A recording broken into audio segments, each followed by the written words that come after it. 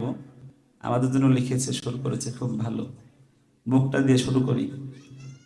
শরীফে নূরের খাজিনা, আশিক ছাড়া অন্য বুঝে না, ভালোবাসার জায়গা মদিনা, ভালোবাসার মদিনা, ভালো লাগার জায়গা মদিনা।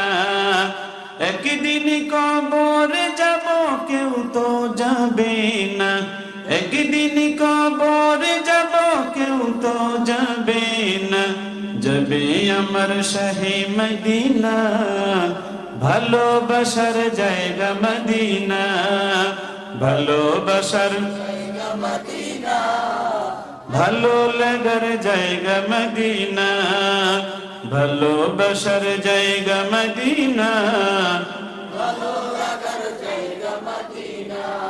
এত সুন্দর জায়গা কোথাও দেখি না, এত সুন্দর জায়গা কোথাও দেখি না, সাজিয়েছেন দয়াল রব্বানা, ভালোবাসার জায়গা মদিনা, ভালোবাসার জায়গা মদিনা, ভালো লাগার জায়গা মদিনা। ঠিক কিনা?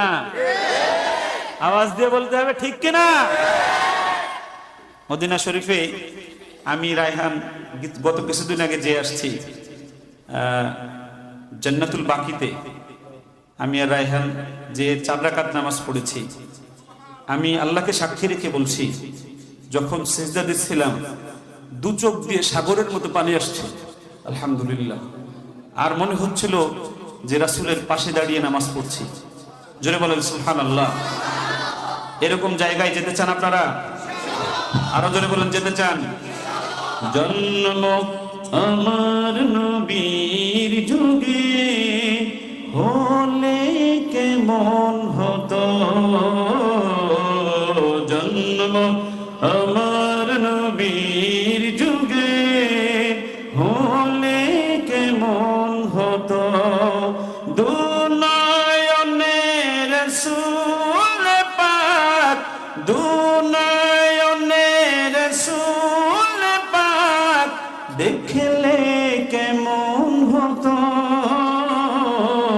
জন্ম আমার নবীর যুগে হলে কেমন হতো, জন্ম হলে কেমন হতো। দিনী কত আলোচনায় থাকতাম আমি অধম,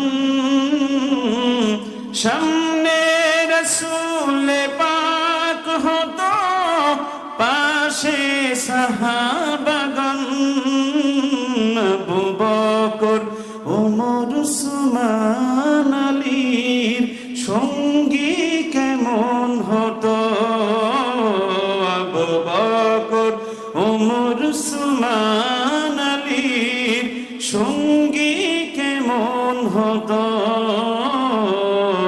জন্ম আমার নবীর যুগে হলে কেমন হতো,